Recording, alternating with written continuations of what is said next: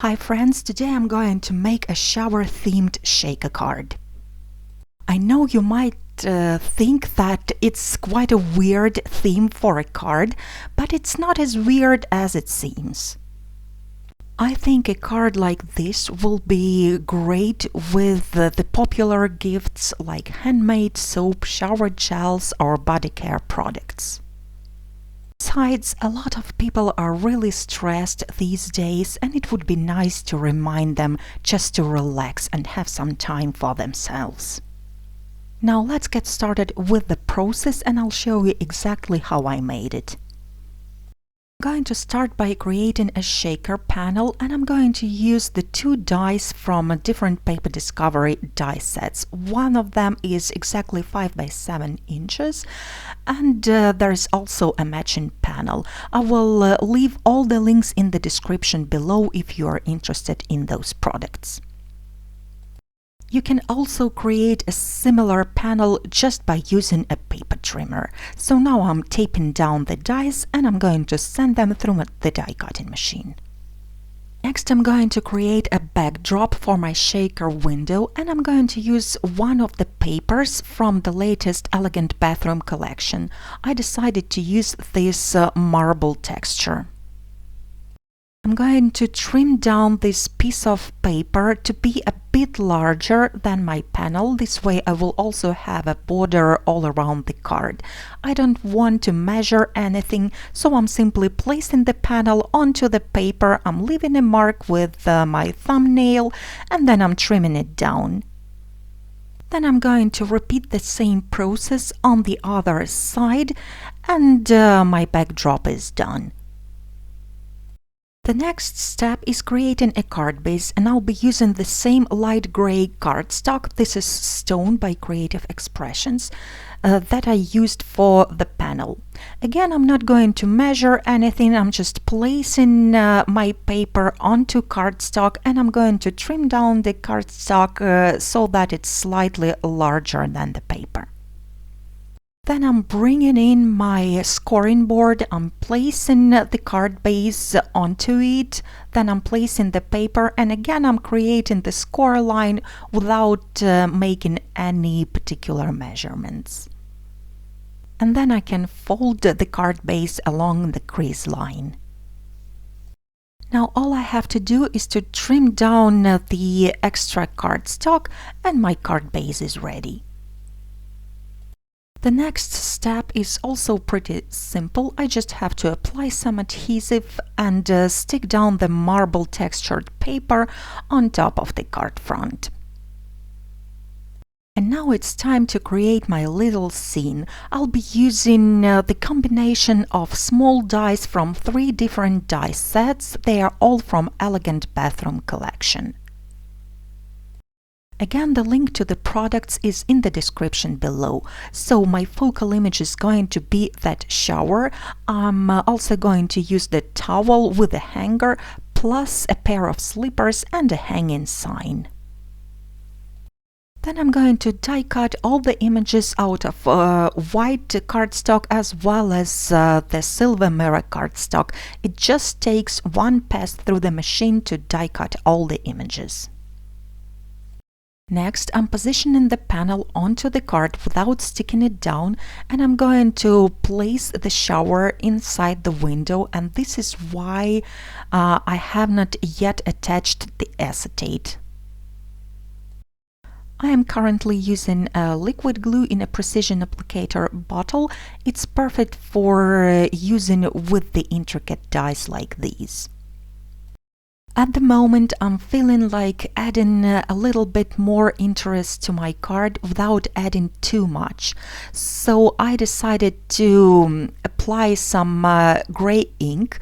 This way I'll be doing tone-on-tone inking, and I'm going to use one of the sponges by Craft Stash. The stencil I'm using is the Tiles by Holtz, and since it's not large enough to cover up the entire panel, I'm going to apply the ink in mixed media manner. So I'm creating some patches of pattern here and there, and I'm trying to create a really soft edge. I think these tiles are perfect for the bathroom. You can also use any similar products that you might have in your stash. The next step is also pretty simple. It's applying a piece of acetate at the back of the panel. Here I'm using the double-sided tape that is 1/8 of an inch thick.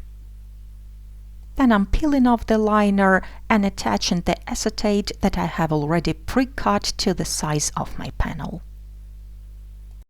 Then I'm also going to attach the double-sided foam tape to create my shaker panel. The border is quite thin on some areas, and this is why I have to trim the foam tape alongside in half. For this project, I think I'm going to add the double layer of foam tape, and this way I can add more sequins later on.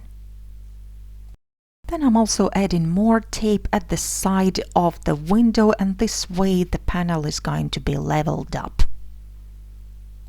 And once the panel is prepared, I'm going to fill in the shaker with the sequins. But before I do that, I decided to attach a few sequins right onto the backdrop, and this way some of the sequins are going to stay up all the time. As always, I'm using my wax pickup pencil, which is very convenient for attaching small elements. And now finally it's time to add my sequins. I'm pouring the sequins from the bag right onto the shower area. I'll be using the sequins from different mixes. They are all by Cat Scrappiness. They really have a huge choice of sequins and confetti. Here I am mostly using the gray and silver sequins as well as clear sparkling ones, just to create the water effect. I'm making sure that the sequins are all in the center of the window, and none of them is going to get below the foam tape, and this way the card will be attached securely. So now I'm peeling off the liner and I'm covering up the sequins with the panel, and this way they are going to be trapped inside. And now it's time to attach the remaining die cuts right onto the card front and finish off my little scene. I'm placing all of the die cuts onto the panel, and once I'm happy with their placement, I'm going to lift them up one by one and then stick them down with the liquid glue. Here I have a bread that is shaped like a screw head, and I'm going to add it onto the hanging sign. Since my card is already assembled, I'm going to use the pliers to trim off the legs of the bread, and then I'm going to stick down that screw head with the hot glue. As the last finishing touch, I'm also going to add a few clear droplets. They are in different sizes and they are also by Cat Scrappiness. They look exactly like water drops. I'm going to place them randomly onto the card front, and again, once I'm happy with the placement, I'm going to lift them up one by one using the pickup pencil, apply some glue and stick them back onto their place. And now I can call my card done. That elongated shaker window looks a lot like a shower stall. Actually, to me, creating those room scene cards are pretty much like building a house according to your own design, but it's much cheaper and quicker. I hope you enjoyed this video. Thank you so much for watching, and by the way, my new collection is coming out this week, so do click the notification bell and I will be back really soon with the new tutorials. See you!